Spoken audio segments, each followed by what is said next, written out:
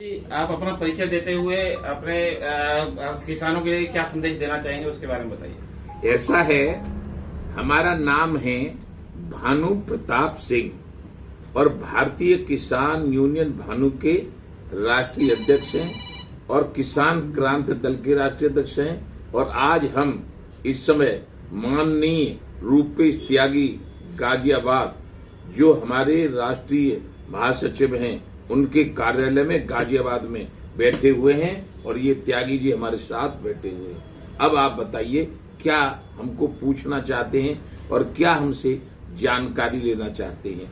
किसानों के बारे में जानकारी लेना चाहो तो किसानों के बारे में जानकारी ये है कि ये देश 200 साल अंग्रेजों के गुलाम रहा था। तमाम लोगों ने जान तक की कुर्बानी दी। उसके बाद एक महात्मा गांधी हुए और महात्मा गांधी ने कहा था अंग्रेजों भारत छोड़ो, तो अंग्रेजों की मुट्ठी इंग्लैंड में जाके खुली थी, देश आजाद हुआ था। लेकिन दुर्भाग्य है ये कृषि प्रधान भारत का 80% किसान हिंदू, मुस्लिम, सिख, ईसाई, जैन, बौद्ध और समस्त जातियों के किसान ये आज तक गुलाम हैं राजनेताओं का।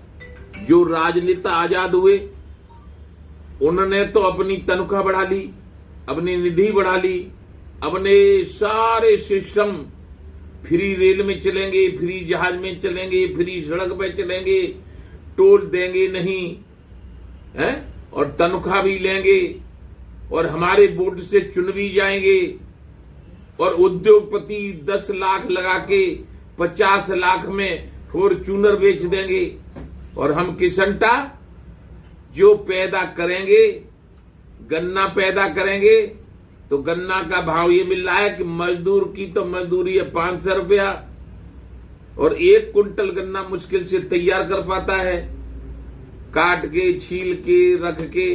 तो और उसकी 350 कीमत है, 350 कीमत है और 500 रुपया मजदूरी है।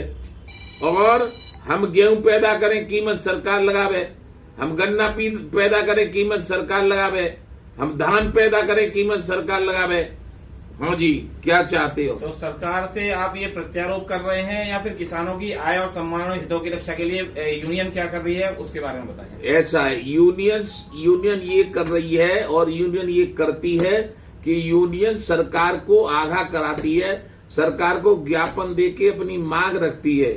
लेकिन सभी सरकारों ने, अब तक की सरकारों ने, वो राजीव गांधी से हम मिले थे 1985 में, उसके बाद जितने प्रधानमंत्री हुए, चाहे देवगौड़ा हुए, चाहे वो नरसिंह राव हुए, चाहे अटल बिहारी हुए, चाहे मनमोहन सिंह हुए, सबसे मिलकर बात रखी थी। इन प्रधानमंत्री से मिलने 20 में और 21 में गए थे तो इन्होंने दिल्ली के चारों तरफ बैरिकेडिंग लगा के दिल्ली में घुसने नहीं दिया था। तो अब जब घुसने ही नहीं देते, बात ही नहीं करते, तो बात मान क्या लेंगे किसानों की। 80% किसानों को उन्होंने बर्बाद कर दिया है। अब बताते हैं कोई अमेरिका से डील कर रहे हैं, अमेरिका से डील कर रहे हैं, उसमें भी सत्यानाश कर देंगे किसानों का। जो काम करते, नोटबंदी कर दी, उसमें किसानों, कुछ लोग पढ़े लिखे लोग कहते नोटबंदी से और किसानों से क्या मतलब। अरे मतलब ये था कि हमारा लड़का आलू करता था, 4000 बीघा पट्टे पर जमीन लेके, और नोटबंदी कर दी, आलू बिका, 1 रुपए का नहीं बिका, दूसरी साल भी बिका, तीसरी साल भी बिका और तीसरी साल 24 जनवरी सन 18 को उसने अपने यहां मार के कनपट्टी में गोली मर गया। जैसे कि आप स्वर्ण समाज से भी आते हैं, तो स्वर्ण समाज के लिए जैसे ये यूजीसी कानून लाने के सरकार सोच रही है, तो उस बारे में आप क्या कहना चाहेंगे?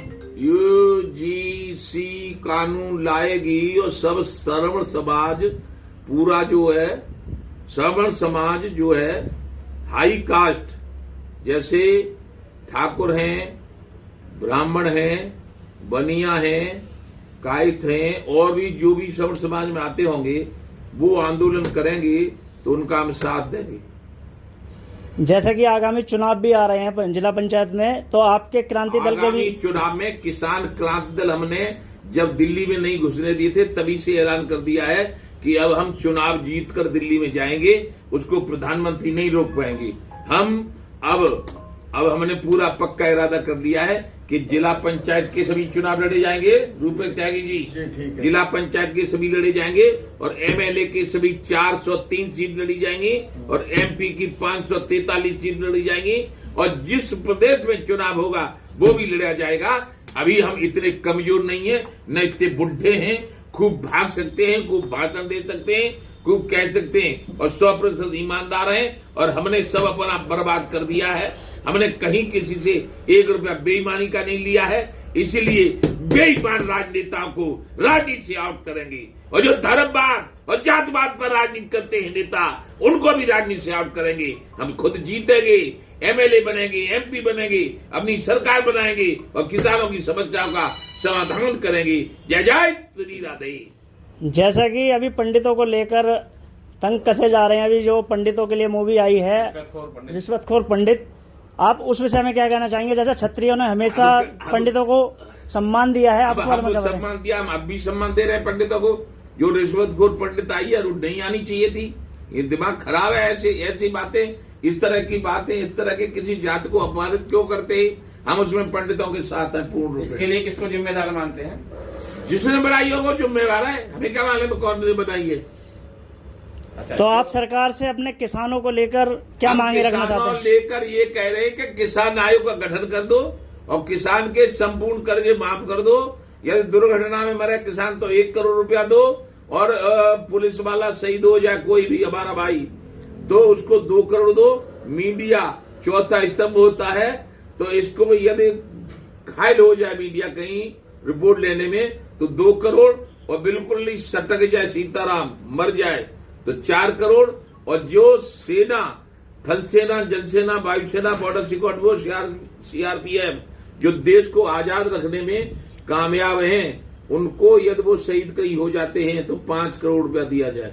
और जो तुम कह रहे हो पागलपन की बात कि हम प्राइवेट में दे देंगे जहाज को, प्राइवेट में दे देंगे रेल को, प्राइवेट में दे देंगे बिजली को, तुम सब प्राइवेट में दे दोगे तो ईस्ट इंडिया कंपनी ने सब ले लिया था और फिर राज्य कर लिया था भारत में। ऐसे ये जो तुम दे रही हो उद्योगपति भारत पे राज करेंगे और तुम्हारा लोकतंत्र खत्म कर देंगे। इसलिए किसी को प्राइवेट में मत दो, केवल और केवल ये कर दो कि खाद्यान्न के लिए बिजली की जरूरत होती है, इसलिए पूरे देश का, भारत का, चाहे गन्ने में कितना भी पानी लगाओ, चाहे गेहूं में लगाओ, चाहे आलू में लगाओ, चाहे धान में लगाओ, बिजली फ्री कर दो, बाकी राजनीति करो। ऐसा नहीं करोगे तो हम चुनाव लड़ेंगे और चुनाव लड़के तुमको हरा देंगे और तुमको राजनीति से आउट कर देंगे। जय जवान जय किसान।